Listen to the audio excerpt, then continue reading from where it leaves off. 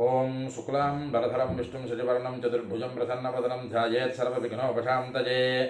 ఓం గురుబ్రహ్మ గురుర్విష్ణు గురుదేవో మహేశ్వర గురు సాక్షాత్ పరబ్రహ్మ తస్మై శ్రీ గురవే నమః. ఓం వ్యాసాయ విష్ణురూపాయ వ్యాసరూపాయ విష్ణవే నమో వై బ్రహ్మణధయే వాసిష్ఠాయ నమో నమః. ఓం నారాయణం నమస్కృత్య నరం చైవ నరోత్తమం దేవీం సరస్వతీం వ్యాసంతతో జయముదీరయేత్. హరి ఓం. ప్రియ భగవద్బంధువులారా, ఆస్తిక మహాశైలారా, విష్ణు పురాణానికి మనం స్వాగతం పలుకుతూ, ఆత్మానం రథనం విద్ధి శరీరం రథమేవతు బుద్ధింతు సారథం విద్ధి మనః ప్రగ్రహమేవచ.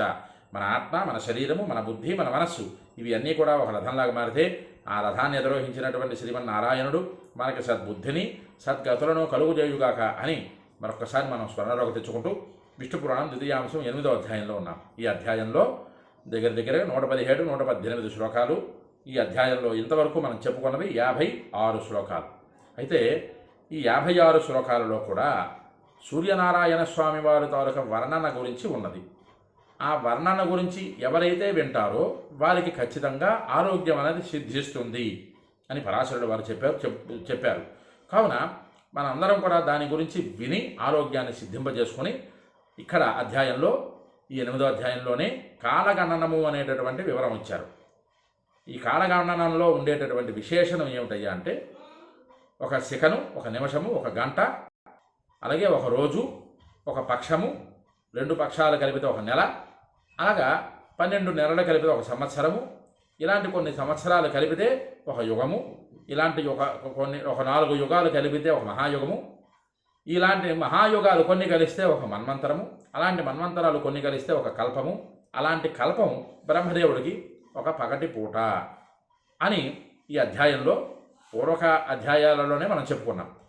ఇక్కడ కాలగణనం ప్రత్యేకంగా పరాశరుల వారు రెండోసారి ఎందుకు ఉటంకించారు ఈ అధ్యాయంలో అన్నది ఈ వివరం గురించి కాస్త చెప్పుకుంటూ, ప్రాతఃకాలము, మధ్యాహ్న కాలము, అపరాహ్న కాలము, సంగమ కాలము, ఇవి 5 రకాలుగా వచ్చాయి ఇందులోని.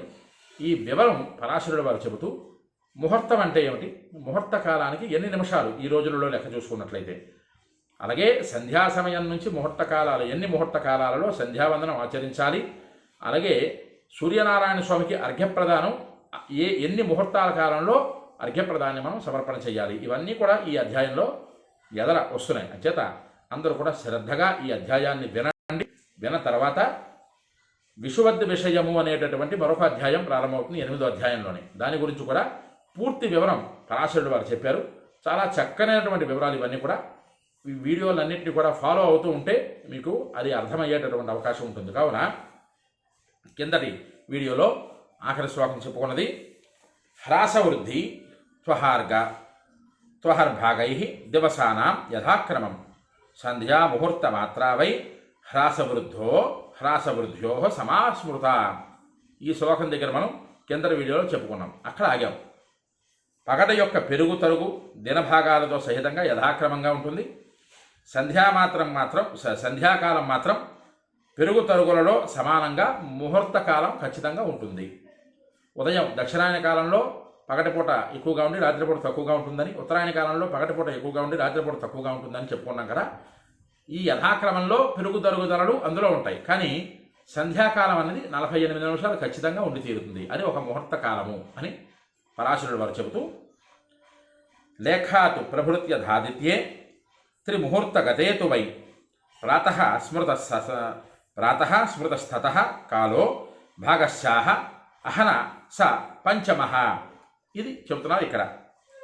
సూర్య గమనరేఖ సమయం మొదలుకొని, అనగా సూర్యోదయానికి ఆరంభం నుండి 3 ముహూర్తాల కాలం, దాన్ని ప్రాతఃకాలము అంటారు.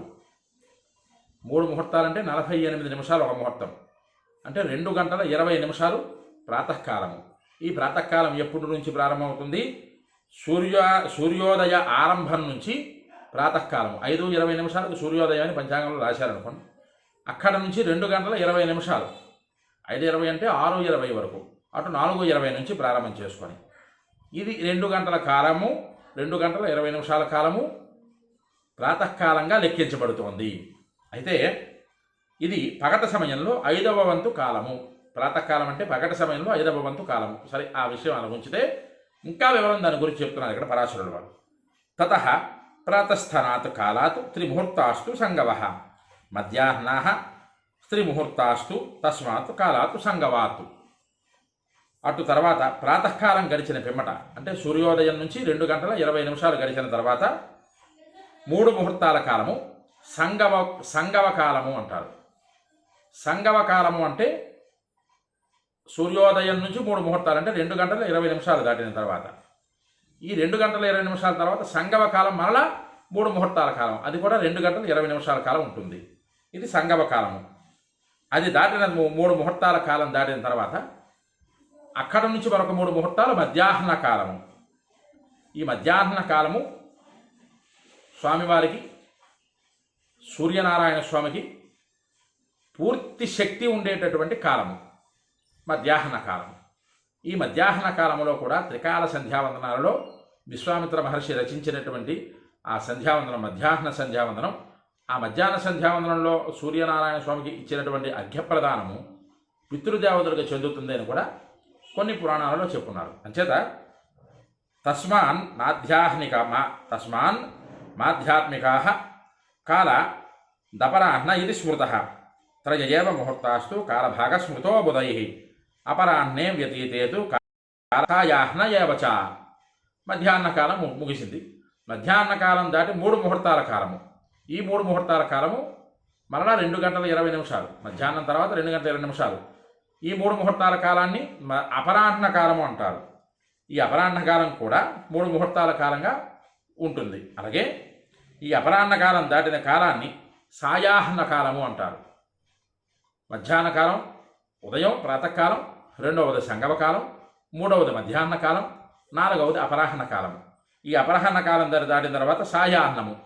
ఈ సాయాహ్న కాలము కూడా దశపంచ ముహూర్తావై ముహూర్తాంతర్త్ర ముహూర్త స్త్రయ ఏవచ దశపంచ ముహూర్తం వై అహర్వైషువంతం స్మృతం. సాయాహ్న కాలం కూడా 3 ముహూర్తాల కాలం అంటే 2 గంటల 20 నిమిషాలు ఖచ్చితంగా ఉండి తీరుతుంది. ఇలాగ 5 కాలాలు లెక్కించబడ్డాయి. ఈ 5 కాలాలలో ఒక్కొక్క కాలానికి 2 గంటల 20 నిమిషాలు చొప్పున 5 2 10 5 20 చూసారా. అలాగా 12 గంటల కాలము ఒక పగటి పూట అని పరాశరుడు వారు చెబుతున్నారు. ఎంత చక్కనైనటువంటి లెక్క ఇక్కడ ఇచ్చారు పరాశరుడు వారు. ఇప్పుడులో మనం వాచి అంటున్నాం, సెకండు, నిమిషము, గంట, రోజు ఇలాగ లెక్క వేస్తున్నాం. కానీ పూర్వకాలం లెక్క ఏంటయ్యా అంటే కను రెప్పపాటు, దాన్ని కాష్ట, ఇలాంటి కొన్ని కాష్టలు కలిస్తే ఒక కళ, ఇలాంటి కొన్ని కళలు కలిస్తే దాని లెక్క అంతా మనం కింద వీడియోలో చెప్పుకున్నాం. అత్యద్భుతమైనటువంటి లెక్క. ఈ లెక్కలన్నీ కూడా రెప్పపాటు కాలాన్ని ఒక నిమేషం అంటారు. అలాంటి 15 నిమేషాలు ఒక కాష్ట అవుతుంది. అలాంటి 30 కాష్టలు ఒక కళగా ఉంటుంది. అలాంటి 30 కళలు ఒక ముహూర్త కాలం అవుతుంది. ముహూర్త కాలం అంటే ఇందాక చెప్పుకున్నట్టుగా 48 నిమిషాలు. అట్టి ముహూర్తాలు 30 ముహూర్త కాలాలైతే ఒక రాత్రి పగలు అహోరాత్రం అవుతుంది అని చెప్తున్నారు. ఇక్కడ 30 ముహూర్త కాలాలంటే 30 × 48 లెక్క వేసుకోండి. 48 నిమిషాలు 1440 నిమిషాలు. 1440 డివైడెడ్ బై 60 వేసుకుంటే 24 గంటల కాలం.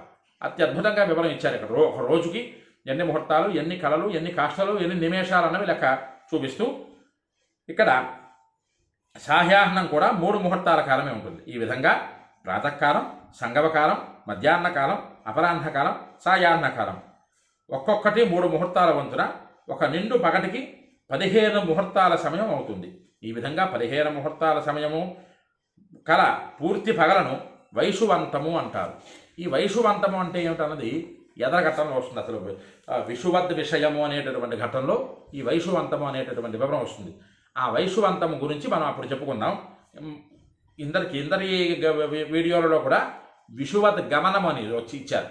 ఆ విషువద్ గమనం అంటే ఏమిటి? అసలు సూర్యనారాయణ స్వామి వారి ద్వారా గమనము విషువద్ గమనం అన్నారు.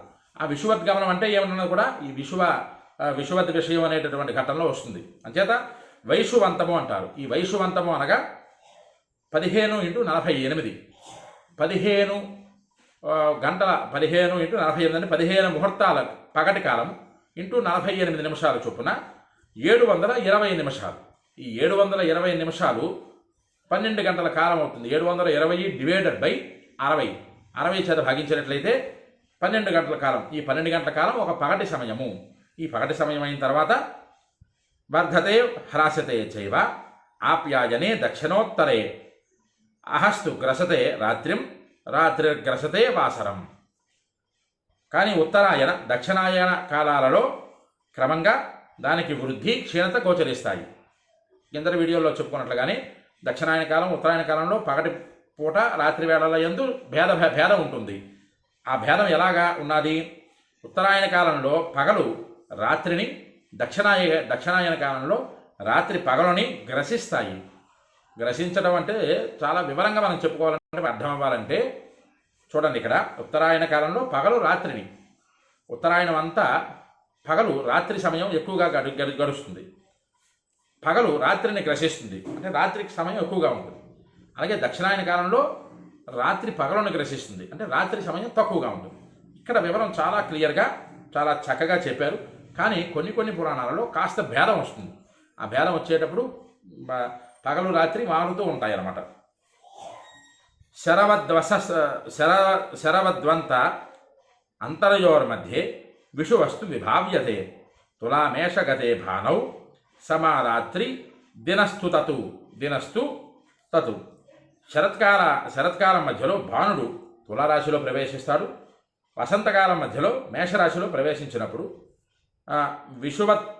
విషువత్ పుణ్యకాలంగా సంభావించబడుతుంది. ఆనాడు రాత్రి పగలు సమానంగా ఉంటాయి అని పరాశరుడు వారు చెబుతున్నారు. విషువత్ పుణ్యకాలము మనకు మకర సంక్రాంతి పుణ్యకాలం, కర్కాటక సంక్రాంతి పుణ్యకాలం ఎలాగో ఇక్కడ విషువత్ పుణ్యకాలం కూడా సూర్యనారాయణ స్వామి మేష తులారాశులలో ప్రవేశించినప్పుడు ఆయా సందర్భాలలో ఆ పుణ్యకాలాలు ఒకే రోజు 24 గంటలు, పగలు 12 గంటలు, రాత్రి 12 గంటలు ఖచ్చితంగా ఉంటుంది అని చెబుతూ కర్కటావస్థితౌ భానౌ దక్షిణాయన ముచ్యతే ఉత్తరాయణమయుక్తం మకరస్థే దివాకరే. ఇక్కడ చూడండి పేర్లు మారుతున్నాయి. భానుడు, దివాకరుడు, అలాగే ఇందాకలు వచ్చేటప్పుడు అర్కుడు, వివస్వంతుడు అనేటటువంటి పేర్లు, మొత్తం 12 మంది సూర్యనారాయణ స్వామి వారి పేర్లు. ఆ పేర్లు ఈ అధ్యాయం అయిన తర్వాత ఆఖరిని మనం చెప్పుకుందాం. భానుడు కర్కాటక రాశిలో ప్రవేశిస్తే దక్షిణాయనం అని అంటారు. దివాకరుడు మకర రాశిలో ప్రవేశిస్తే ఉత్తరాయణం అని చెప్పబడుతోంది. త్రింశన్ ముహూర్తం కథిత మహోరాత్రం తు యన్మయ తాని 50 బ్రహ్మన్ పక్ష ఇత్యభిధీయతే. ఓ బ్రాహ్మణోత్తమ మైత్రేయ మహర్షి, 30 ముహూర్తాల కాలం ఒక అహోరాత్రం అవుతుందని చెప్పాను కదా.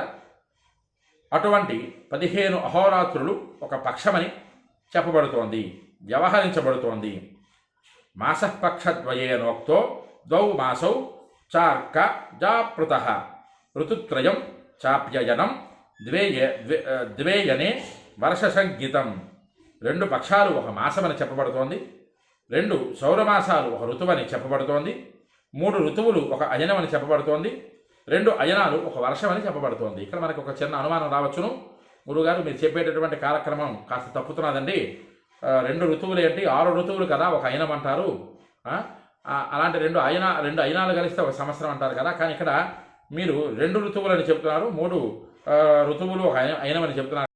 దానికి కాస్త వివరం తెలియపరచండి అంటే, మనం ఇప్పుడు నడుస్తున్నటువంటి రోజులు వేరు, కాకపోతే మనం పూర్వకాలం లెక్క ప్రకారంగా సౌరమానం, చంద్రమానం, సావనమానం, నక్షత్రమానం అని 4 విధాలుగా కాలగణన జరగబడుతూ ఉంటుంది. ఇందులో చాంద్రమానంకి వచ్చేసరికి 6 ఋతువులు కలిస్తే ఒక అయనము, 2 అయనాలు కలిస్తే సంవత్సరం. కానీ మిగతా సౌరమానంకి వచ్చినా లేదా సావనమానంకి వచ్చినా నక్షత్ర మాసంకి వచ్చినా అవి మారతాయి అని చెబుతూ ఇక్కడ సంవత్సరాదయ పంచ చతుర్మాస వికల్పితా నిశ్చయ సర్వకాలస్య యుగమత్యభిధీయతే. సౌర, సావన, చాంద్ర, నక్షత్ర మాసానుసారంగా వివిధ రూపాలుగా సంవత్సరం ఉన్నకు 5 విధాలైన నామాలతో కాలగణన చేయబడుతూ ఉంటుంది. యుగ పరిణామమే అన్ని విధాలైన కాలగణనలకు నిశ్చయ ప్రమాణంగా చెప్పబడుతోంది. సౌరమానమైన, నక్షత్రమానమైన, చాంద్రమానమైన ఈ పేర్లు మారుతాయి తప్పిస్తే యుగం అన్నది మారదు. ఆ యుగం లెక్క ఎంతైతే ఉందో ఆ లెక్క ప్రకారంగానే ఆ రోజులలో ఉదయం కానీ రాత్రి కానీ గ్రసించడాలు దక్షిణాయనంలో పగలు ఎక్కువ రాత్రి తక్కువ, ఉత్తరాయణంలో పగలు ఎక్కువ రాత్రి తక్కువగా మారుతూ ఉంటాయి. అంతే తప్ప ఈ యుగం అన్నది మారదు అని పరాశరుడు వారు నొక్కి వక్కానిస్తూ సంవత్సరస్య స సంవత్సరస్తు ప్రథమో ద్వితీయ పరివత్సరం యద్వత్సర తృతీయస్తు చతుర్థాశ్చానువత్సర వత్సర పంచమశ్చాత్ర కాలోయం యుగ సంజ్ఞిత. ఈ 5 విధాలైన గణనలలో మొదటిది సంవత్సరమని, రెండవది పరివత్సరమని, మూడవది యుద్ధవత్సరమని, నాలుగవది అనువత్సరమని, 5వది వత్సరమని, ఈ కాలానికి యుగం అని పేరు అని చెప్తున్నారు. ఇక్కడ ఈ ఘట్టంతో మనం పూర్తి చేసుకున్నాం. తర్వాత ఎదర విషయాలలో విషువద్ విషయం అనే ఘట్టం ప్రారంభం చేసుకుంటూ అసలు విషువద్ విషయం అంటే ఏమిటి అర్థం, దాని తాలూకు వివరం ఏమిటి, గమనాగమన స్థితి గురించి చెబుతున్నారా, కాలగణనలోనే మరొక రకంగా ఉన్నదా, ఇవి అన్నీ కూడా ఏమిటి అనే వివరాలు మనం తెలుసుకోవాలంటే ఈ వీడియోల్ని ఫాలో అవుతూ ఉండండి. ఎవరికైతే ఈ వీడియో నచ్చుతుందో వారందరూ కూడా లైక్ చేయండి. ఈ వీడియోని 10 మందికి షేర్ చేయండి. విష్ణు పురాణాన్ని మీరు భక్తి శ్రద్ధలతో వినండి, 10 మంది చేత వినింపజేయండి, మీరు ధరించండి, 10 మందిని ధరింపజేయండి. చక్కగా యూట్యూబ్ ఛానల్ని సబ్స్క్రైబ్ చేసుకుని ఆదరిస్తారని మరి కోరుతూ హరి ఓం స్వస్తి.